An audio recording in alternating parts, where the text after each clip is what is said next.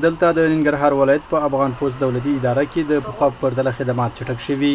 د دغه ادارې امیر ډاکټر نصیر احمد حاجي پاچا وایي افغان پوسټ دولتي اداره هیوادوالو لپاره د پاسپورټونو، اسنادو، کارګو او د دوی اړوند یو شمېر نور خدمات وړاندې کوي. حاجي پاچا د خدماتو د چټکتیا خبره کوي. وایي په کم لګښت، په کم وخت او سرعت سره د خلکو پاسپورټونو، اسنادو او نورو اجناسو انتقال او کارګو خدمات د هیواد سربیره د نړۍ نورو هیوادونو ته ترسره کوي.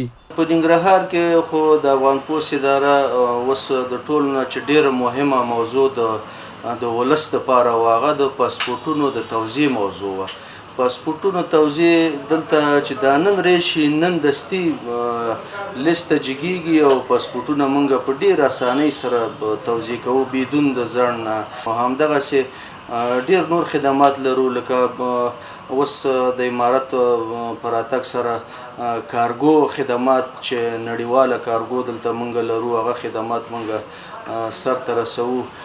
د بازار څخه په ټیټه بیه باندې په چټک لیږد بهرنیو هیوادونو ته هر هیواد ته چې موږ لیږو نو تقریبا په 10 ورځو کې که هغه امریکا ته وي، که کاناډا ته وي، که اروپایي هیوادونو ته وي، په 10 ورځو کې زموږ دغه پوسته رسیږي. نوموړی د عوایدو د زیاتوالي خبره هم کوي.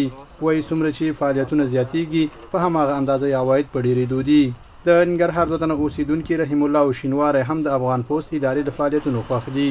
وایي دغه ادارې د اسنادو په انتقال کې ګڼې اسانتیاوې رامنځته کړي. پخوا به داسې و چې نن ورځې کتلې که نه کول ته دې لپاره هلته به هوټلو کې 2-3 شپې به تېروه. بیا هلته ادارو کې به ښکته پورته به کېدې، یو اداره بل اداره بل اداره بل اداره، هغوی به هم په عذاب و ته به هم په عذاب وې. هوټلو کې به د پیسې د ډوډۍ پیسې به د مصرف کېده، د هغې د پاته کېدو څو شپې یعنې تقریبا 10,000-8,000 روپۍ به مصرف راتله. دا په عذابي خلاصه کې د کار نه ولیدې، وظیفې نه ولیدې. اوس وظیفه کې یم قرار ځم، هلته هم ځم کار مې هم خلاصېږي. او ډېر کم په 300-400 باندې ټول کار د خلاصېږي.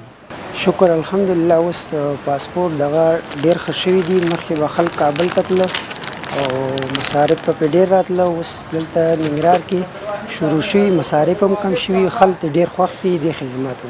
پوستخانې خدمات هم ښه برابر دي، ښه منظم دي، هر څه بالکل ټیک ټاک دي. د دغه ادارې مسؤلین وایي په راتلونکي کې پلان ده چې دغه خدمات د ولسونو تر کورونو ورسوي.